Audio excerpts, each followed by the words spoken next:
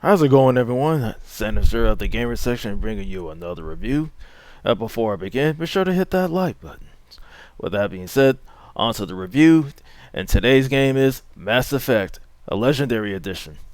This game is available on the Xbox One, the Series S and X, the PS4 and 5, and the PC.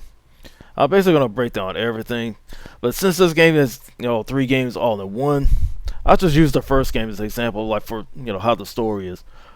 For those who played this before in the old systems, you already know what the story is, but for those who are new, basically the game begins as you are Commander Shepard.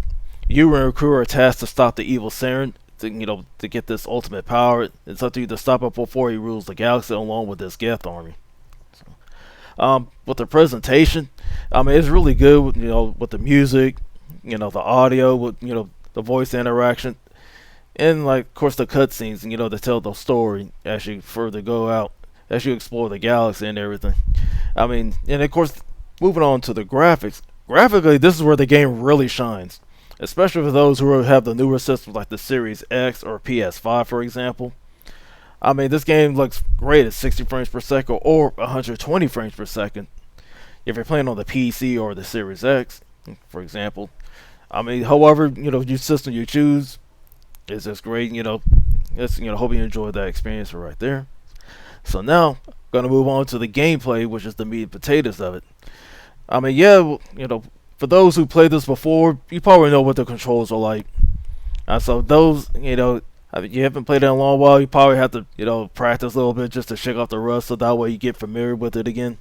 For those who are new, you're in for a treat, because you start now with your experience just to see how it is. Like, you can sit there, take out the bad guys like the Geth and everything, for example, or any other enemies that is, like, you can take behind cover, just to strategize, like you take out tougher enemies.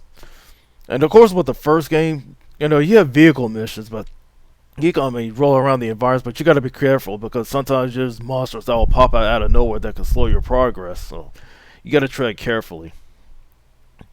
And as far as the other actions, of course, you can interact with other people just to expand the story. But however, there's 2-tier systems. You got the Paragon and the Renegade. Paragon is the positive, Renegade is the negative. So depending on what your actions are, it will carry over to the next game.